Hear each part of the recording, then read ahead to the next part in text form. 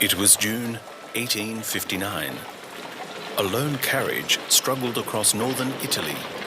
The gentleman inside, the Geneva merchant Henri Dunant, was on important business. He was determined to be given an audience by Napoleon III, the powerful Emperor of France.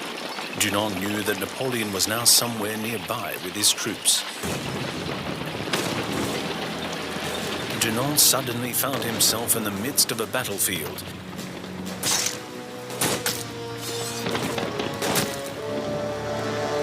Dunant was horrified. Outside the normally quiet village of Solferino, the French and Austrian armies were fighting a terrible battle. By evening, thousands lay dead, dying and wounded. But the medical troops simply could not cope, and the weary and bloodied soldiers on both sides had enough to do just saving themselves and finding their way back to their lines.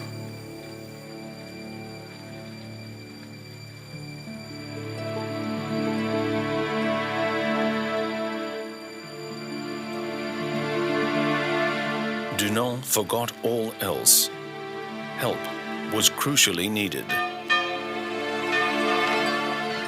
Resolutely, he set up a makeshift hospital in a church in the village, where the dying and wounded could receive attention and care in peace and quiet. He was joined by the villagers, the women, the elderly, who tried to help as best they could. They treated the French and Austrians alike, even taking care to record and send their last goodbyes to loved ones.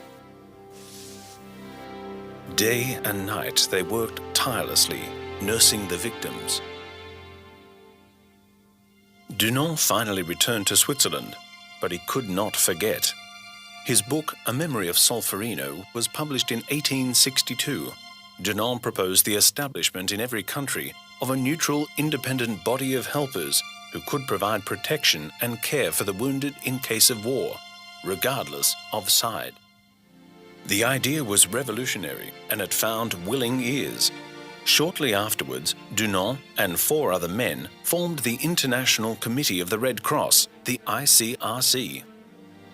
In 1864, an international diplomatic conference in Geneva was called.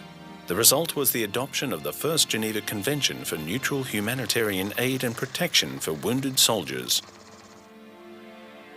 Many years later, following the First and Second World Wars, other visionaries added more Geneva Conventions. These help protect wounded, sick, or shipwrecked sailors, prisoners of war, and civilians affected by war.